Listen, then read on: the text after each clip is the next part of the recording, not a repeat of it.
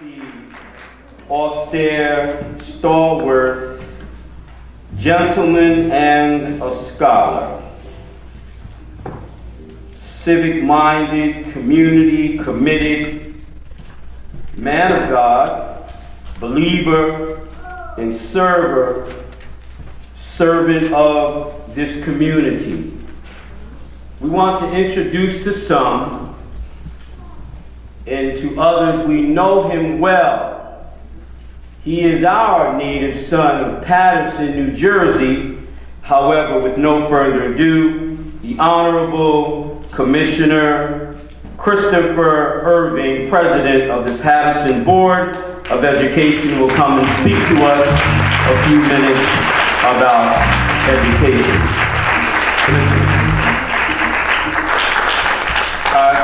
I will not be long. I want to be very strict to the point.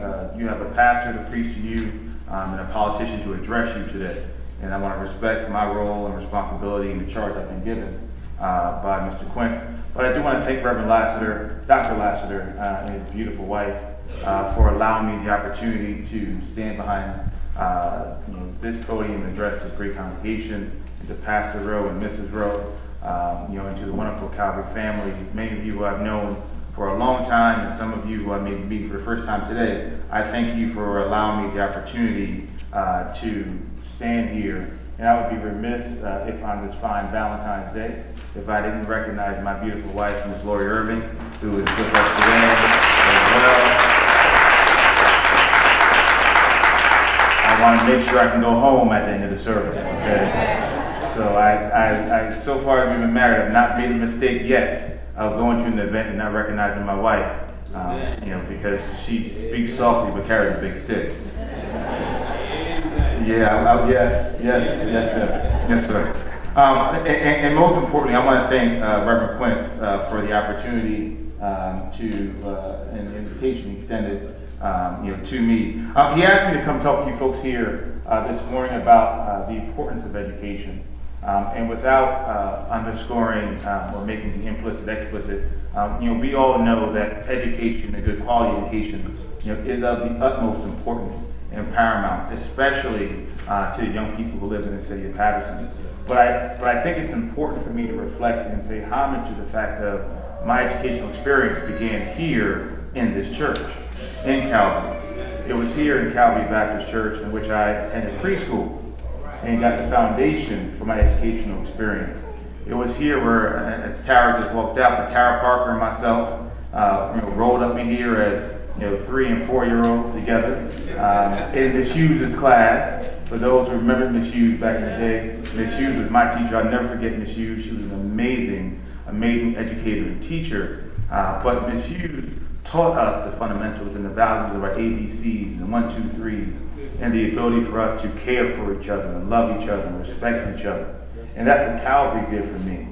And so it is so critical for us to always pay homage, I believe, and recognize the foundation in which we stand upon. And although I'm not a member of this church, I'm a member of the educational family of this church, and I thank Calvary for giving me that fine opportunity. I thank you, Mrs. Rowe, for the opportunity that you have laid and the great foundation you've laid for all the young people who've come through this institution of higher learning that will continue to come through this institution of higher learning, because it is on those shoulders in which we stand. Yes, sir. I want to just share with you briefly some comments as I began to think and reflect about what message I want to share with you today. And I think in essence, one of the elements that I wanted to share, is to be very direct and frank, to look at, some of the critical issues affecting our city. Serving on the Board of Education here in the city of Paterson, I've been on the board for 5 years. I've been board president now, 3 of the last 4 years. I've had the opportunity to serve in leadership. And recently, you may have read that the Board of Education received local control recently in the area of finance and personnel. In state operation, that is something to try for. But for 24 years, our school district has been under the yoke of state oppression. State operation, my bad. That was a Freudian slip. But state operation. But state operation has come with so many, I would say, less pros and more, than cons, I should say. We have, as a board, worked tirelessly to be able to transition our board out of state control and back into local control. And of the 5 areas needed to do so, the board now has control of 3, and I am committed, firmly committed, to finishing one more term on the Board of Education to ensure that we get all 5 areas so that we can govern for ourselves and pick our own superintendent and ensure that our children are represented. I say that because I think that what is happening in education is also in some ways paralleling what's happening with the church. And I want you to follow me on this one, if you don't mind. What's happening in education is also what's happening in the church, is that in education in particular, we are becoming a community of non-believers. Yeah, I know that was deep. A community of non-believers. Of non-believers in our children, of non-believers in our system, and non-believers in the will and the capacity of our people to train our young and prepare them for the future. I know that to be true because I myself have found myself saying comments like, "Oh man, these kids are out of control." I myself, Chris Irving, I'm not speaking about you, I'm saying me, I'm owning the stuff that I have done. I have said the comments, "Oh man, these kids are lost." I've said, "What are we going to do? These kids are wilding out. What's going to be the answer to fix this?" And time again, I've got to be able to step back and reassess exactly why I chose to come back to Patterson after going to college. Why I decided to settle here, to raise a family here, and get married in this community. And it's because truly I believe in how great this city is. Yes, sir. I believe in how great the people of the city are. And most importantly, I believe in the promise of what a quality education can do. A quality education can take young people who live, in the 4th Ward, like myself. A quality education can take folks who have a single parent family and come from a single family home like myself, and allow us the opportunity to make a living and to contribute and to gain great opportunity and give back to our community. That's what we know a quality education can do. But we've got to be able to look at our children and truly believe when we look into their eyes, Mr. Quinn. Truly believe when we look into their eyes, Reverend Laster, that we know they are capable of achieving sheer and utter greatness.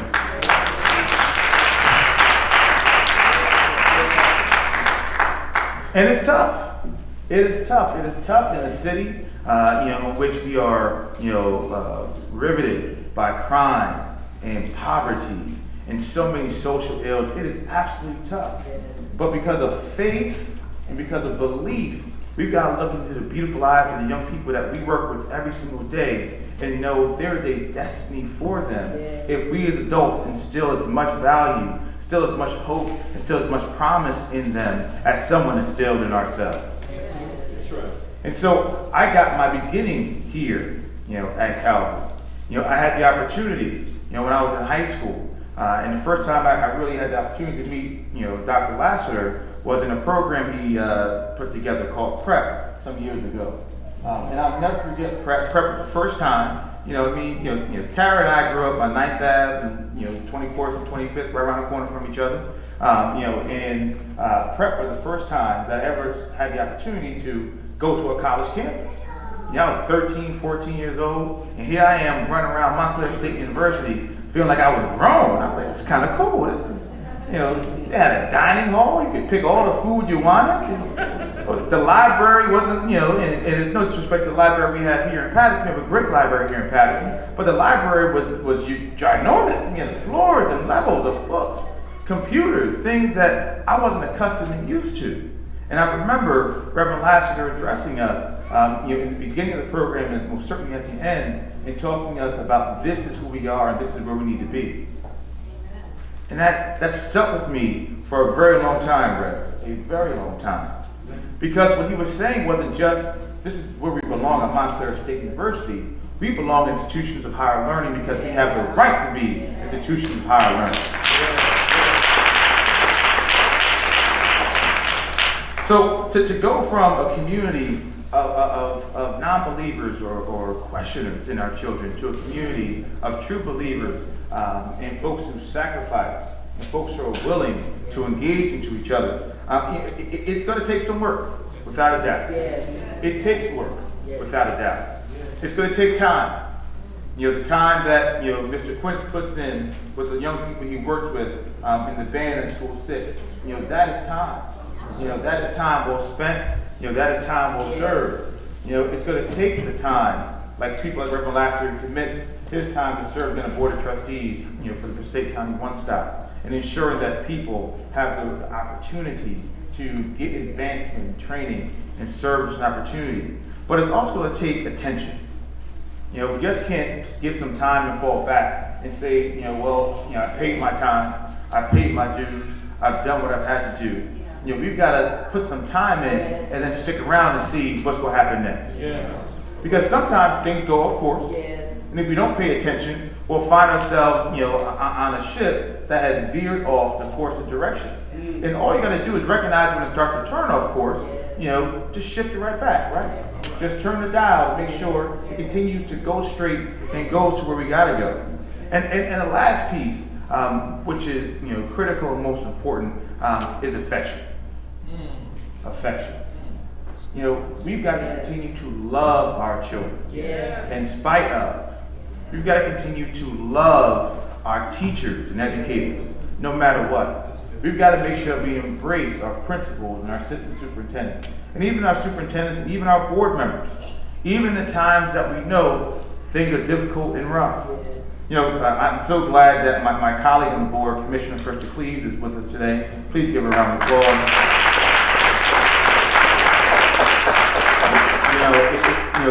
Talk about affection.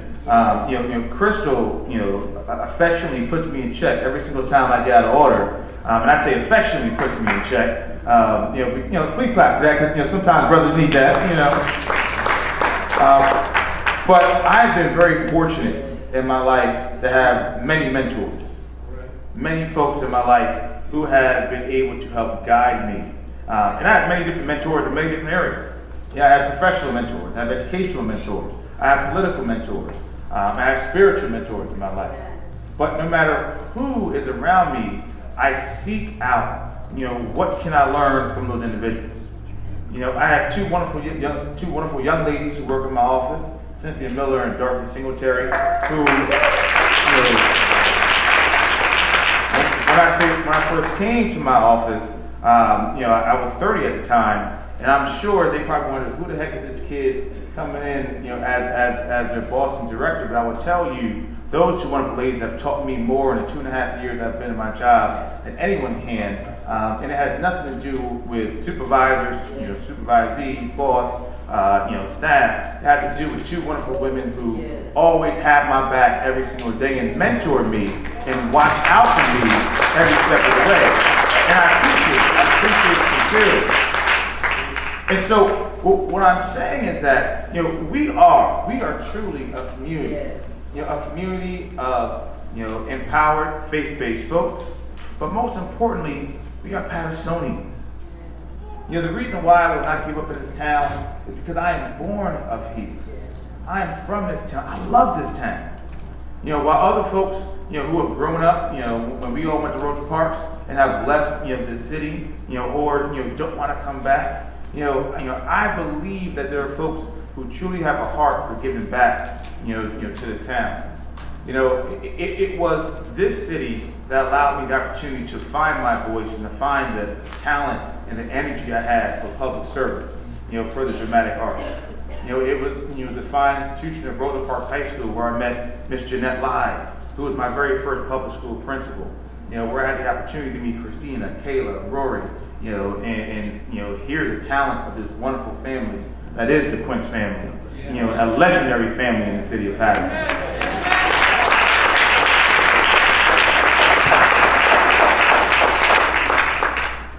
It's this city that gave me the foundation, this city that instilled in me the drive, the energy, the willingness that I should go off and go into seek education and not get too high and mighty and bring my tail back here and make sure I roll my sleeves up and contribute.